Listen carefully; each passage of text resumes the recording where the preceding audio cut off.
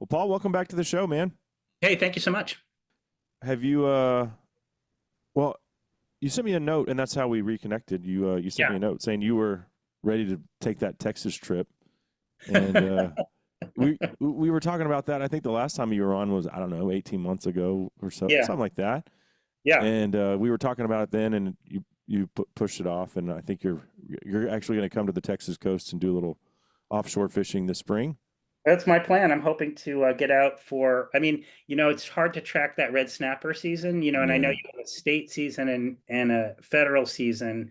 And, it's trying to game that out. And also the weather. Like I was going to go last July, and then you remember the weather last July. It Yeah. was so hot. And I was just imagining baking on a 36-hour trip. I mean, granted, be cooler offshore, but still. Yeah. Oh, yeah, it Not would have been hot. No, but May sounds good. Although, sounds like red snapper usually opens in June. Is that right? Yeah. In February, I mean. It won't be quite as hot in June, and the fishing will still be good, and you'll have Yeah. So maybe opportunity to then. target other species as well. Yep. What about been doing any striper fishing in the Hudson lately? So, we shut down usually, I think officially shuts down like mid-December. I did a little fishing this year. We have a slot limit now, which I think you guys have had forever, right? Yeah. On redfish and stuff. So the slot Hmm. is somewhat new to us, and it's frankly confuses us. In a funny way, your average New Yorker is not as familiar with things like circle hooks and slot limits and just to how to eyeball a fish that's too big. You know what I mean? It's Right. just not in our nature. You're just like, oh, it's big enough. Let's keep it. And Uh-huh. I was like, oh no. And then, there's all this, I don't know how much you've fished on like head boats or open boats before, but as a kid growing up, I always loved the concept of the pool, the jackpot, the biggest fish wins. Right. You put a slot limit, it's like, what does that mean? The closest the 32 inch, it Uh-huh. becomes, I think they actually don't even do the jackpot on the striper boats anymore. So that kind of like, it's a little puts a little damper on everything. The other crazy thing is, so wintertime, we used to have a very active winter fishery for codfish, for ling, it's a kind of red hake, another silver hake, which we call whiting. I know everyone calls everything different things.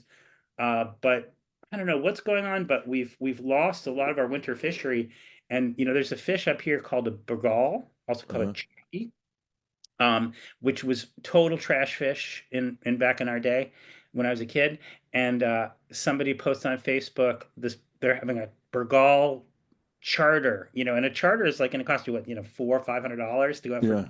And so somebody sent me a screenshot and I was sharing it with all my fishing buddies. They're like, oh yeah, the choggy charter. That sounds so.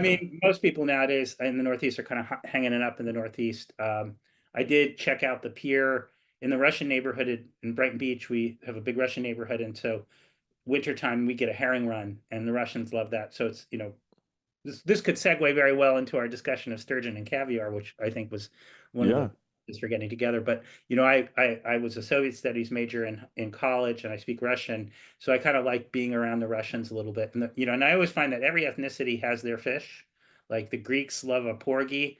Um, I don't know for whatever reason, like certain ethnicities, I think it has to do with what your home fish is. Uh-huh. And herring and Russians really go together. So you go out to the pier of Coney Island, you're going to find a lot of Russians trying to catch herring. Okay. Yeah. Well, so I've always enjoyed reading your work, and you sent me a link to your latest piece, and I was like, wow, this is fascinating. Huh? And it appeared in Popular Science. It's Yep. titled Caviar Pizza's New Money and the Death of an Ancient Fish. And I Yep. read it and I was like, man, this is fascinating stuff. And, you think about sturgeon, I think most people would be like, well, I think most people's concept of what a sturgeon is, it's a giant freshwater fish that's not very common, right? I mean, that's Yeah. probably what most people think, if they even know what a sturgeon is, right? If they even know what a sturgeon is, they know what caviar is, but Right. what they don't know is that the sturgeon are kind of like a missing link, or a present link if if they don't go to extinct, between the sharks, the cartilaginous fish, and the bony fishes, and they're kind of a little bit of both. And they're kind of a miracle of evolution in that they're largely unchanged over 200 million years. And you Mm. think about what else is there out there that has managed to make it through 200 million years. Um, but prior to humanity's obsession with caviar, they were, in the northern hemisphere, the large fish that you found pretty much everywhere. And there are accounts. There's a great book called The Philosopher Fish by a guy named Rick Carey, where there's accounts of like, nobility setting up cannon on the shore just to blast these giant sturgeon, just for fun, Just shoot them. just shoot them. Yep. Wow. Yeah. So, It's there's like the punt gunners of early waterfowling. Just yeah. exactly, But at except least that they at least sold those to restaurants. exactly. I mean, I think, the sturgeon uh, suffers from the whole concept of the sea monster, because let's not forget that sturgeon can be over 1,000 pounds and, over 10 feet They're not long. very pretty either. They're not very, Mhm. they grow on you. No, no, they're ugly. I'm not gonna lie. They're ugly when seen from the ventral side and their sort of bottom sucking mouths. But if you see them, they're the sort of lattice work. They have kind of these diamond, they're called scutes along the side. Mm, It's beauty in the eye of the beholder, I suppose. But yeah. always, and I don't know, if you feel this way, but I always feel like whenever there's a fish that's been sort of taken off the table because of overfishing or whatever, it's always sad that I never got a shot at that. You know what I mean? Yeah. Like, here in the Hudson River, we used to have 1,000 pound fish. They're still here, but everything is listed under the Endangered Species Act, and you can't Mhm. get. So you've never been sturgeon fishing? I have never been sturgeon fishing. Have you? I have not. But I Yeah. do see. I mean, but you can still go. There, a lot of them are protected, right? And we'll talk more about that. But you can still go sturgeon fishing. I'm. There are places. The West Coast has a sport fishery for sturgeon. There are some lakes, I believe, in Canada that have open sturgeon fishing. But the East Coast United States, if we're talking about anadromous sturgeon that spawn in fresh and go out in the salt, that's pretty much not available to your average angler. What is interesting and what I came up during the course of the story was that they are showing up as bycatch in the commercial fisheries, like the set Mm, netters and gill netters are seeing them, but they ain't talking about it when they're getting them, because right. the last thing a commercial fisherman wants to do is discuss what their handling method was of releasing a federally endangered fish. So It's kind anecdote. of like if you had prairie chickens on your property, would you tell anyone? Exactly, Right. exactly. And I'm not when I know intellectually what a prairie chicken is, but I've never seen one. So, but Right. I imagine I can certainly imagine that. And yeah, I mean, um, and there's always this. I had a lot of backs and forths with commercial fishermen when I was writing this piece. There's this very sort of enjoyable but ornery lady who is the head of the Commercial Fisheries Association in Long Island, and when I broached the subject with her, she's like, "There's sturgeon everywhere. Just the Mm, Fed's got to change the laws." Da, da, da, da, da. And it's like, okay, but again, relatively speaking, have you ever heard the term shifting baselines? mm-hmm. So, the concept is basically that each successive generation has a diminished conception of what abundant is. Right. And I think, if you were to go back to, 1820, you know, their vision of what an abundant sturgeon population would be much, much larger than what we would think of as an Mm-hmm. abundant sturgeon population. Well, So, I mean, you think about the fact that there's over 350 million people in this country now, yeah, and there's a desire for seafood, yep, fish, all that stuff. So there's a lot more pressure on the fishery. I will say, I mean, one example for if when you come to Texas, if you come during snapper season, whether you come during snapper season or not, you're going to catch red snapper. Like yeah, there's so many now, and we've done such a good yeah, job recovering that yep, population. The biomass off the coast of Texas is insane, and a lot of well, that is, and it's weird because it's connected directly to something a lot of people equate with anti-conservation, and that's big oil, right? It's these oil rigs that yeah, create this natural reef system in the Gulf, yep, yep. and we have these vibrant underwater ecosystems as a result of oil production. It can So happen for sure. kind of Yeah, crazy. and I mean, also, it's just, I think that there is this vision of many people that once a fish starts to go downhill, it can never go uphill again. But, there's a great researcher at Hopkins Marine Lab at Stanford named Barb Block who does work on bluefin tuna. Uh-huh. And, and as you've probably known, there are three species of bluefin. They've all been in the shitter for a number of years. But Barb released this report that showed, record recovery of all three bluefin species in the last few years, um, which she attributes, to better management. And I think, part of the story with red snapper, it's not my native fishery, but from what I understand, there's certainly the oil rigs play a part, but also, frankly, it was a free for all 50 years ago, but Mm-hmm. very strict regs. You protect your big spawners. Protect spawning season. You're gonna get more fish. It's Right. inputs Right. and outputs, man. So the fish in question here, though, today, sturgeon, Yeah, they actually live in the ocean most of the time. They just spawn in fresh yeah. water. They spawn in fresh water. There are some, just as there are landlocked salmon, that use a lake as their ocean. There are landlocked sturgeon as well. Okay. But for the Yeah. most part, we're talking about the anadromous fish, Mm-hmm. Mm-hmm. spawn and fresh. They're a little different from, say, a salmon or even a striper in that they can spawn in pretty big water. Like they will go up into little creeks and stuff like that. But one of the issues that we found or that I found on the story was that there's a little bay where you can still find Atlantic sturgeon, which are the more endangered of the two species we have. But meanwhile, the shipping people are using this bay to anchor up these massive boats and dragging anchors around and tearing up the mud and spawning beds. Mm. So, it's we tend to think of the loss of things like salmon due to dams, and certainly dams have had some impact on sturgeon.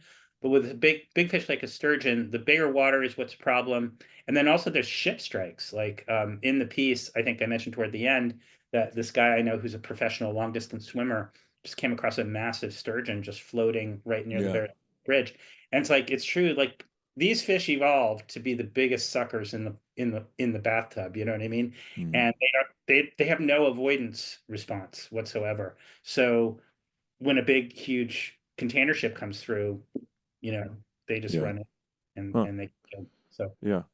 Okay. But I guess those landlocked ones still get pretty massive. So yeah, I guess they're the largest freshwater fish we have in North America in those situations.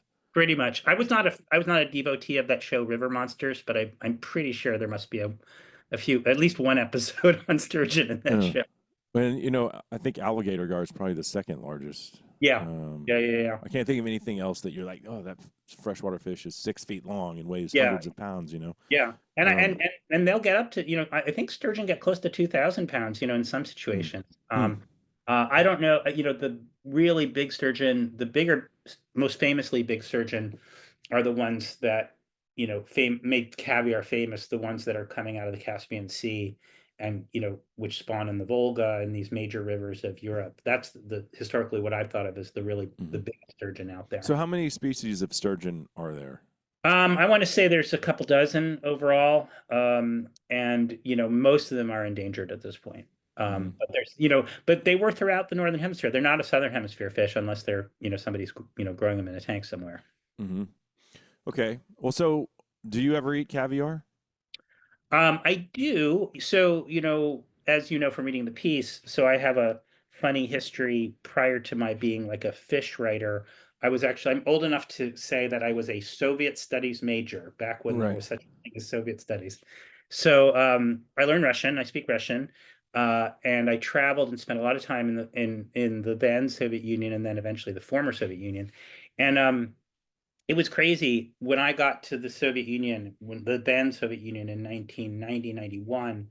It was during the time that the Soviet Union was collapsing. And so the Soviet ruble was worth nothing. And there was just this massive black market. You give $10 and you would get this wad of bills, like, Uh-huh. a foot high in return.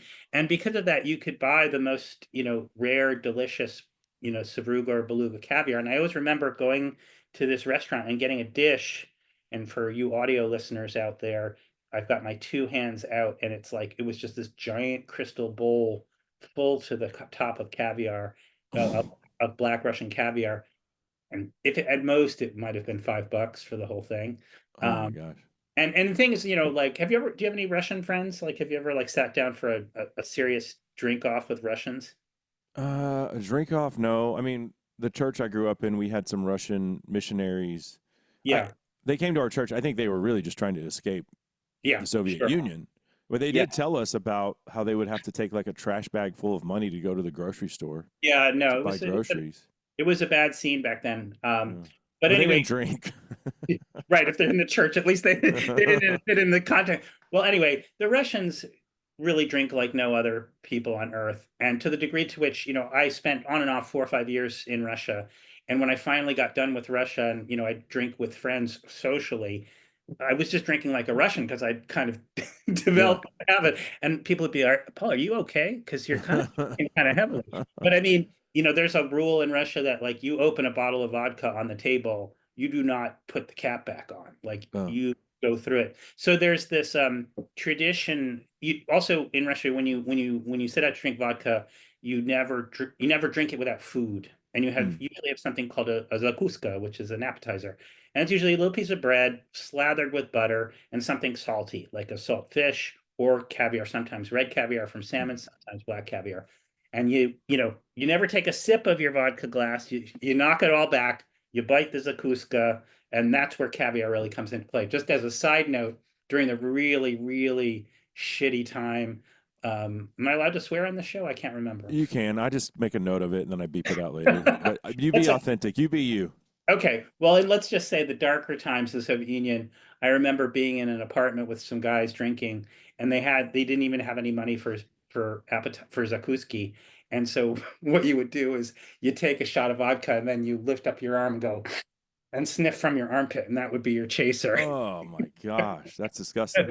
It was pretty. Um, my good friend Linda Powell from Mossberg Firearms, she was telling me this in turkey camp one time. She's done a brown bear hunt in Russia, and Yeah, she said it was the worst. I mean, the hunt was fine, like they yeah, got yeah. bears, I'm but sure. the accommodations, the guide didn't speak any English, but the food she said was so bad. There was a bottle of vodka and some kind of cold salted fish, and that's what Yeah, they ate for a week. And she said it that's like was just terrible. that's camp food for you. I mean, Mm. there's great Russian food out there, and and I actually learned how to cook Russian food from my friends, and there's nothing better than I just recently actually. I don't know, do you bake your own bread or have your own sourdough My starter? wife has dabbled into sourdough stuff.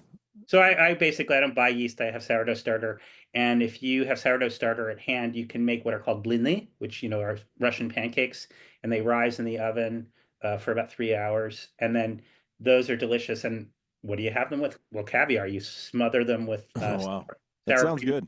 Yeah, really good, and you roll it Mm. up. Delicious. So Well, so my experience as a 43-year-old American is I've had caviar at on special occasions at like a nice steakhouse, right? yeah, Like that's my limited experience with caviar. yeah, yeah. And did you Yeah. like it? Oh yeah, I love it. Yeah, I mean, and I like fish. I eat sushi all the time. That's yeah, sure. affordable, and I love fish roe. But yeah, Yep, no, caviar is phenomenal. yeah, But I guess there's a couple things. Caviar is becoming more affordable on some yep, level, right? yep. Which you talk about in the article. But then also, there's a restaurant, close to you that sells a $24,000 caviar pizza. Yeah, well, to clarify, it's actually they call it the 24K, but it actually costs $2,000, but it's Oh, it's like a 24 carat. That's okay. because the pizza also has caviar, it has foie gras, it has truffles, and it has actually gold on it, like it's sprinkled with gold. At Oh wow. Industry Kitchen, it's called the 24K pizza. It's ridiculous. And but I don't know how it's like in Texas, but there's so much money sloshing around Wall Street now, Uh-huh. trillions of dollars of wealth created in the last 20 years that it's just like $2,000 pizza. That's nothing to these Yeah, people. people don't Oh. even blink at that. But the other thing which I bring up in the article, well, so you mentioned that caviar is getting more affordable, and the main reason is aquaculture, and Mm. it's similar to what happened with salmon, where suddenly there's this farmed alternative that can be done cheaply. But the latest thing and what led me to write this article is it's become this total social media trend. Right. So in the article, there's this woman named Danielle Zaslavskaya who calls herself the caviar queen. And if you go to TikTok or you go to Instagram, you'll see her. She like scoops it up with Doritos, uh, puts it on fish sticks, and and she has like 1 million followers on TikTok. No, but okay, but she has like an unlimited supply. Isn't she like the heir to some She is the heir to a caviar family. But at the same time, again, 50 years ago when all caviar was wild, just wouldn't be possible, even if you had even if your father and your father's father were all in the business, it was just too You can't expensive. get high on your own supply. Yeah, exactly. Well, although it seems like you can now that there's aquaculture. But the advent of aquaculture, but the other thing that's very interesting, so even though it's farmed, it's still kind of expensive. Like a tin about the size of a hockey puck is still going to set you back, depending on the variety, at least $100, maybe 200, maybe 300. Hmm. But as part of the article, the most interesting interview I did, um, for me anyway, who's used to just talking to fish people, but this was this whole new, I found this woman who's an influencer of influencers. So in other words, she is a marketing person who finds brands who then look for influencers to promote their projects and their products on social media. And she said to me, when I said, well, have you been following this caviar trend? She's like, yeah. She goes, the thing that's making it really hit now is that it's what she called a relatively inexpensive social flex. So in Huh. other words, for 100, $200, you buy a tin of caviar, you can eat it on social media and you look rich. So yeah, that's not, $200, that's a lot, You know but what I do on social media? I pardon? go, you know what I do? I go archery elk hunting and I pull out a can of canned oysters, smoked oysters that cost about $2.99. There you go. And that's like my favorite snack in the backcountry. Well, I And mean, I my don't, wife is like, she buys them for me, but she thinks, "But you are a disgusting human for eating that."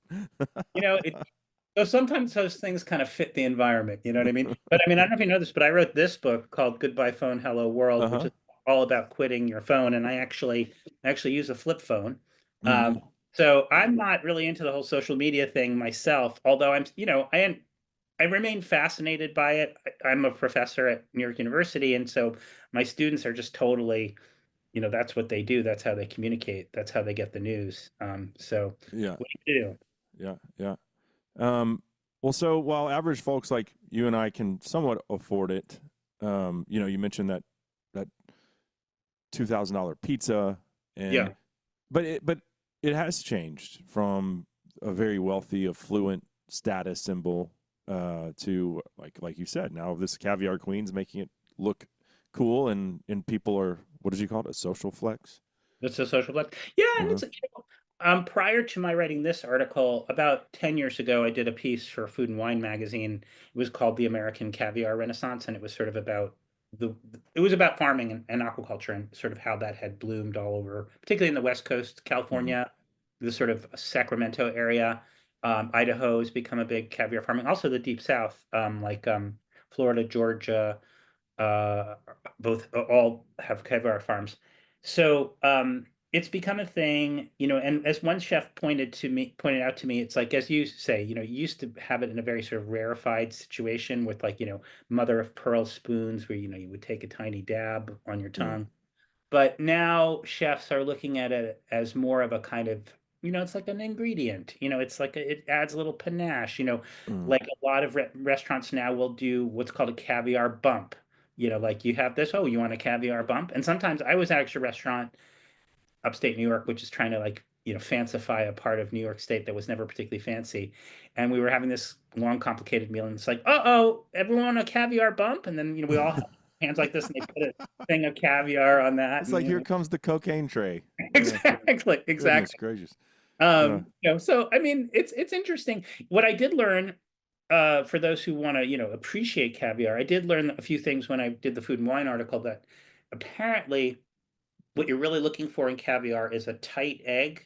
Like, mm, if you ever have a caviar that's kind of mushy, and that yeah. usually is a result of aquaculture or bad storage, that's not gonna. So a really experienced caviar person will put it on their tongue and then push it up against the roof of their mouths, and you feel the egg pop, and Mm. that is sort of part of the positive caviar experience.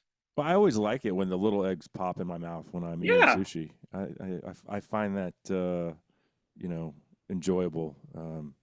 Yeah, and I have to say that I don't know if you like, because I've spent a lot of time in Alaska, I've had my fair share of red caviar, salmon caviar. Mhm. And I actually, and as you say in sushi, there's the akura, that sort of sushi roll with the little bit of rice in the bottom and a big pile of eggs on top. But I feel about salmon caviar a little bit the way I feel about southern oysters. Like you're actually, it's funny. I just went to a Texas oyster tasting up Huh. here at Rowan Jacobson, who We is a sent oysters up there. Well, no, not typically, but that was the point. So this guy named Rowan Oh, Jacobson, who you might should have on your show sometime. He's a James Beard winner. He wrote a book called The Geography of Oysters, and he basically went all over the world and sort of typed every kind of oyster. So he invited 5 growers to contribute their oysters, and we had a tasting up in New York, and it was kind of mm. interesting. But what I was going to say is the comparison with caviar is like I think of red caviar the way I think of southern oysters. Like you get your money's worth, you know, you get a big mouthful, you know, whereas like our eastern oysters, like up northeast, they're like, you know, little tiny guys, you know. And what I have found is I that, like the blue points. yeah, the blue points are nice. I Although I have like to them. say, you know, blue points are a kind of a branding name. There was an original blue point, but a lot Mm. of places get called, you know, up here, ever since oysters kind of became a thing. Actually, oysters kind of had a moment 10 or 15 years ago, the way caviar is having a moment. But people started discussing this whole concept of, you know, you've heard of terroir in relation to land food. So people started talking about merroir and that, you know, oysters taste of the place they're from, which is cool about oysters. And so Hmm. um, ever since that sort of word got out, people no longer say Massachusetts oysters or Maine oysters, like, oh no, they're Pemaquid Bay oysters, or you know, and they taste specifically of the water that they're from. So, Yeah, yeah. Well, when I was in college, we had at Buzzard Billy's in Waco, Texas, we had crappy beer night, and you could get 25-cent oysters. So you can yeah, imagine the quality that you're getting there. You can have a Pabst Blue Ribbon and some 25-cent oysters. yeah, and I never got sick, so I guess they're okay. well, I was going to say that the 25-cent oyster probably has a larger chance of making a round trip Yeah, for sure. later on in the day. But Yep. even not that long ago, you know, right after the Gulf oil spill, uh, the Times of London sent me down to New Orleans, and you know, it was about a year after the fact, and so I was looking at oysters in the wake of the oil spill. And I remember going down to like Acme or something like that, and I don't know if they were 25 cents, but they couldn't have been more than 50 cents. So Right. just that Yeah. tradition, you know. Whereas in New York, yeah, you know, if at best you might get a buck an oyster special at happy hour, but you're really looking at 2, 3, even $5 an oyster at this Yeah. point. I was sea duck hunting in Boston in December, Oh, cool. and we were there for 3 nights, and we had oysters every night. Yeah. Delicious. We went to the Union Oyster House. Uh-huh. Yeah. Have you been there? I haven't been, but I, you know of it. The place I usually go is Island Creek. It's a guy named Skip Bennett who is Uh, considered one of the sort of oyster revivalists. okay.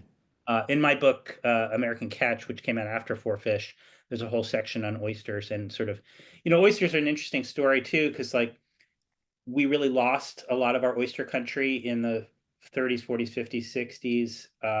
And then the Clean Water Act actually was one of the major revivals of oyster culture again, because people Hmm. suddenly started to feel confident, you know, you know, you don't want to eat oysters from dirty water, you know, Right. Right. and people had a negative association with it for many, many years, and it came back. But you know, like caviar, it has an association with drinking. Oysters do, you know, anything that's sort of salty, briny, and in the, you know, going back to the caviar question, um, you know, Hudson River caviar was never considered an elite thing like Caspian and, you know, Russian caviar or Iranian caviar.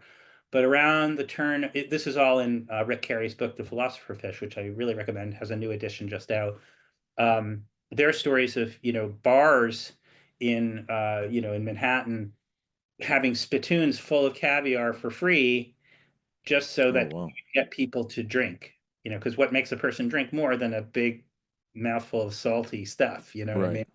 Yeah. Um, so we lost actually a lot of our sturgeon because of that sort of, you know, profligacy of just throwing stuff Hmm. away. You know. So when would you say was like the glory days of American caviar? Well, you And I guess know, we're experiencing a little like a global renaissance right now. yeah, I mean, we're kind of in them now if you incorporate aquaculture, because the you know, in the early days of American aquaculture, which we're talking about 90s, people didn't quite know what they were doing. But you know, there's been enough attention to detail now so that it's actually a pretty good product coming out of the West Coast. Um, you know, we're a funny country, right? Because we're both There's sort of no wild caviar production in the United States. not at present, not that I Mm. know of. And globally, is that consistent?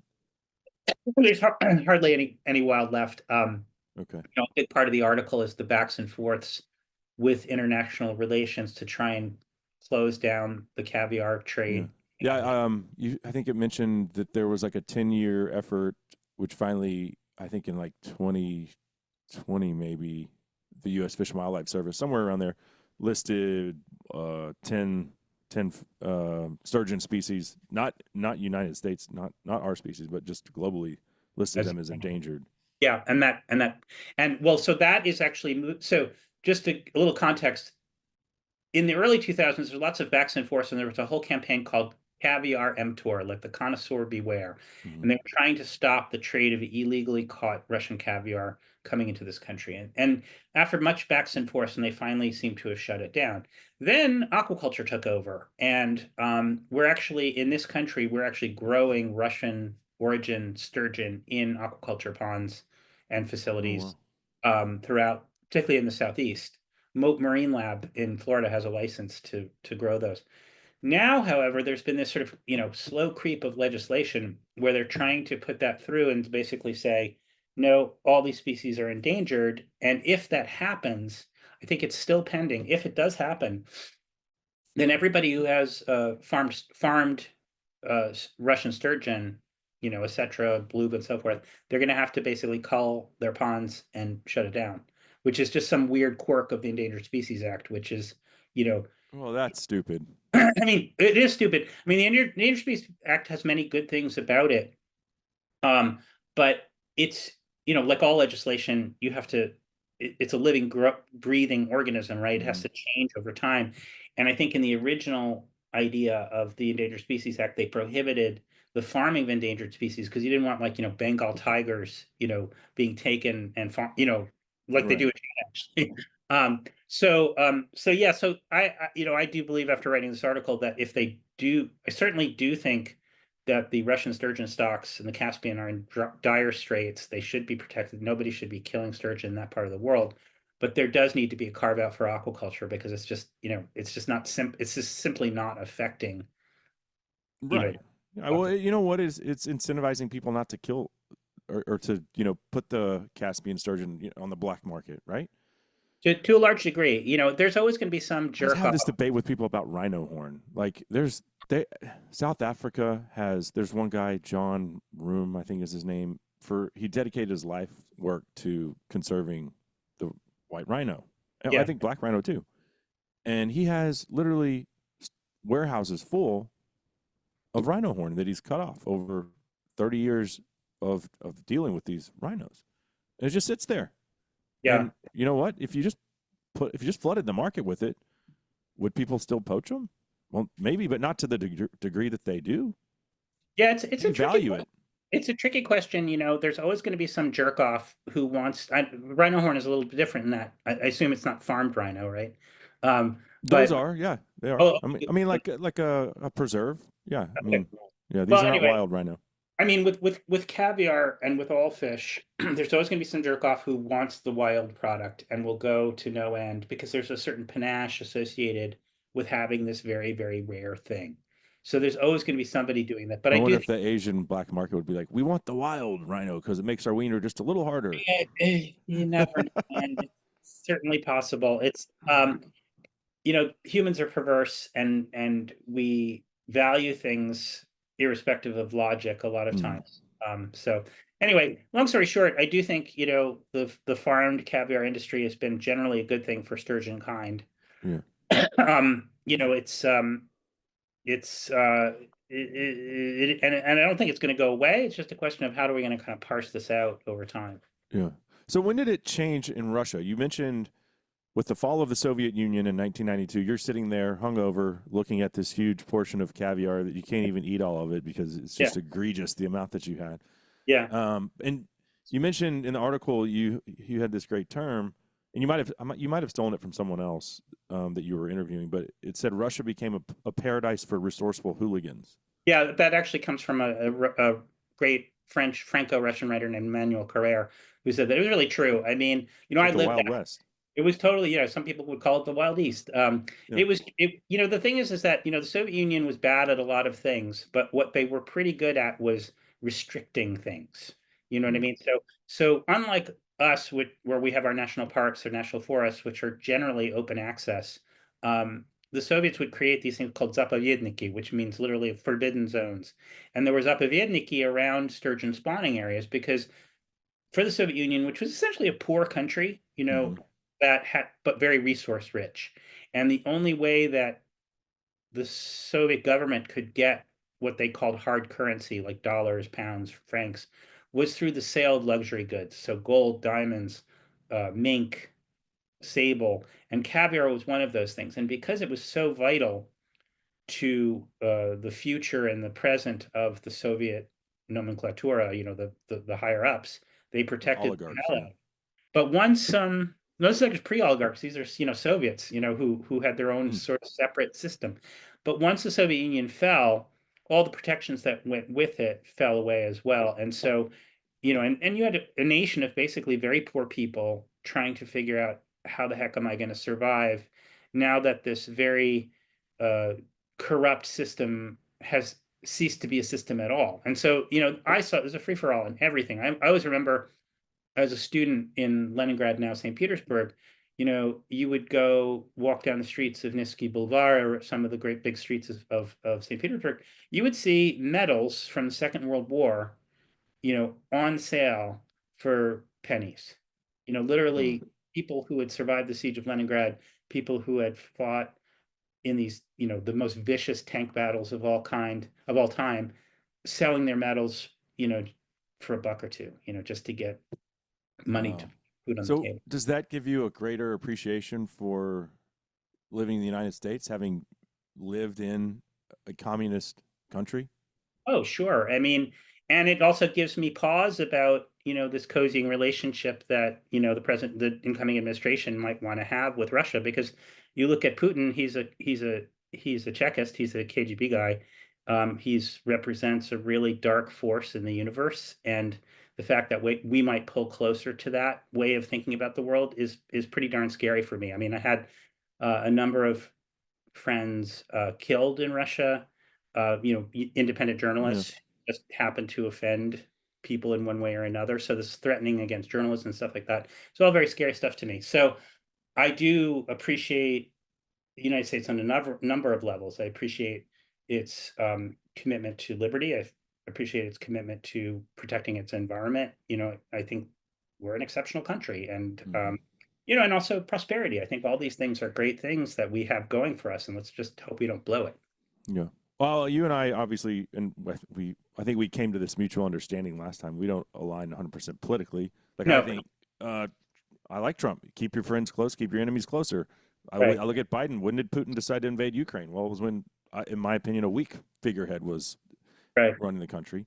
right. So we all agree to We'll agree disagree to there. agree. I mean, from if I was trying to be a little bit vague in my statements, but I It's also think okay. We're still friends. It's no no, big deal. absolutely, That's the absolutely, stupidest thing in America right now. Is like, oh well, that yeah, person yeah, votes the other way, so we can't have a conversation and we can't be friends. Like completely, that's idiotic, right? completely agree, completely agree. But But I that's, mean, and you know what? Going back to social media, social media is a big problem absolutely, in that aspect. Is it creates like these tribal, and and I think a lot of times I'm guilty of it too because I'll say like, if you're a Democrat, how are you, and you love hunting, how are you voting that way? yeah, yeah, yeah, yeah. But at the end of the day, you still love hunting. Yeah. So Anyway, to put a button on it, if Trump can keep our enemies closer, but also keep them as our enemies, yeah. let's format alliances of expediency and potentially of convenience, but let's remember what American values are in all of this and Uh-huh. protect those values going forward. What is, speaking of enemies, what is China's role? I read in the article that they're now a big producer in the Huge producer caviar game. of China's a huge producer of farm caviar. They got into the caviar game because they thought that by embracing and developing a luxury product, it would add a kind of sheen to all of Chinese production. I think you and I are old enough to remember a time when we thought of anything coming out of China was kind of crappy, Hmm. industrially, from a manufacturing point of view. Isn't Timu from China? Uh, Isn't isn't Timu Chinese? what is Temu? It's like knockoff Amazon. Oh, yeah. Oh, yeah, yeah, yeah. And China has a lot of knockoff stuff, and but I don't know if you just saw that this headline recently, but China's now has $1 trillion trade surplus. Oh wow. And they're producing still a lot of crappy stuff, but they're also producing actually some really high quality stuff. You can't just forever, it used to be America was in China's position. My friend Ron Jacobson, who I mentioned earlier, wrote a really great book on apples. Mm. And he was saying that like around the 1900, America became like basically the China of apples, and everyone was terrified that they were flooding the world with all their, crappy American Mm. apples. And we were known, think of it, we stole the United States. We stole looming and manufacturing secrets from Great Britain. Right. The mills that were started up in New England. It was all industrial secrets that were stolen by this guy named Slater, and they used to call him Slater the Traitor. And that's why we became a huge industrial manufacturing power, was that we did industrial espionage. We did all this kind of, and Mm. for many years, the world thought that American products were crappy. But you can't stay there forever, so you got to figure out some way, to embolden. So caviar, yes, caviar for China was a way of saying, hey, we can make luxury products. And you had chefs like uh, the guy at the most highly rated seafood, Le Bernardin in New York, exclusively selling Chinese caviar because he, in his opinion, it was the best caviar in Oh the world. wow. I don't know if that's still the case, but that was Huh. the case. Wow, okay, I didn't know that. So here's a question, and I was just thinking about this because I don't know, when I have had caviar, it just shows up on my plate, right? Yeah. It's all tinned, right? Is that Yeah. whether you get Generally, it at a high-end restaurant or you buy it at the grocery store, caviar is all going to be tinned. it's going to be preserved in one way, shape, or form. I feel like in Russia, I did have some stuff that might have just been cured and then went from directly from the curing to the plate, you know. Mm. But I've seldom come across that, something that wasn't tinned in one way or another. There was Mm. in my food and wine article, there's a funny moment where this guy Michael Accarino of what that was then a famous San Francisco restaurant, he and this guy Michael Passmore, who started to make caviar in the West, was one of the early pioneers. They were like, should we make some caviar? And like they had this farm sturgeon. They opened it up, and there was just like so many, like buckets full of eggs, and they were like, how are we going to even do this? Because the curing process is really specific. If you fuck it up, excuse me, if Sorry. you mess it up, you can over salt it. That mushy quality I was telling you about Yeah. for curing. But yeah, it's an art. Like all great food, it's an art, and there are not that many artists out there. Right. Um, hmm. Yeah, it's interesting to see that we're in an age of, like you said, how many trillions of dollars we've created in wealth. And I mean, a lot of that was during COVID, right? We saw so many people become billionaires. Right. And so you have a lot of money in that's distributed among the extremely wealthy and then middle class folks like us. But now we can afford caviar. Yeah. So, Well, the yeah. opium of the masses, I suppose, is maybe maybe what caviar is to us today. Yeah. Um, So, in your article, though, it's kind of like an underlying theme of, it's not disdain. I would say more like cautious regret. Like you look at the whole thing and it's kind of somber, right? yeah, yeah. So, I mean, but if you have the aquaculture farming, yeah. is it all bad? Is it all doom and gloom? No, I mean, the agriculture will do fine. I think the thing to me that upsets me, and it's what upsets me about social media, and I don't know if you feel this way as a hunter and a fisherman, is this that I get the sense, and I have no empirical evidence to prove this, Mm-hmm. but I get the sense that people are not experiencing the world directly anymore. And what I was taking issue was, people watching people like going, and eating this caviar and the Doritos and stuff, and sort of cheapening this whole thing when really it would be great.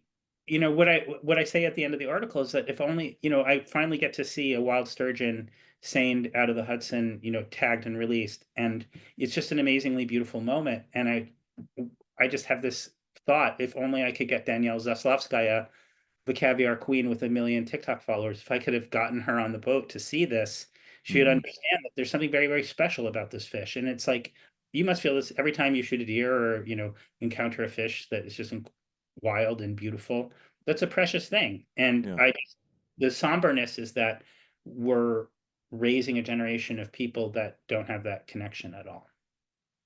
Yeah, I would agree. It's and social media has a lot to do with that, but I also would point towards the reality that people don't know where their food comes from anymore.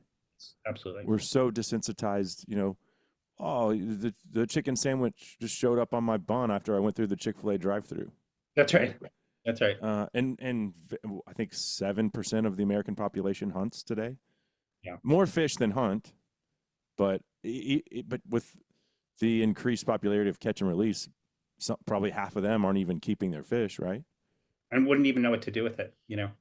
Um, any last thoughts? No, I would just encourage folks to check out your work. For Fish, I've read that one. Yep. Love that book, and that examines, I think, that one's salmon, cod. Yep. Uh, I want to say trout Yep. and sea Tuna. ba- and striped bass, Well, it's a bass, cod, tuna, bass, tuna. tuna, salmon, and That's those right. are really just what I call flesh archetypes. Like there's a fish that stands at the top of that triangle, but then beneath it are all these imitators. Like cod also talks about tilapia, talks about Pangasius catfish, all this Yeah. kind of. Oh, and Chilean sea bass, which really isn't even a sea Yeah, bass. that's right. Well, that's all.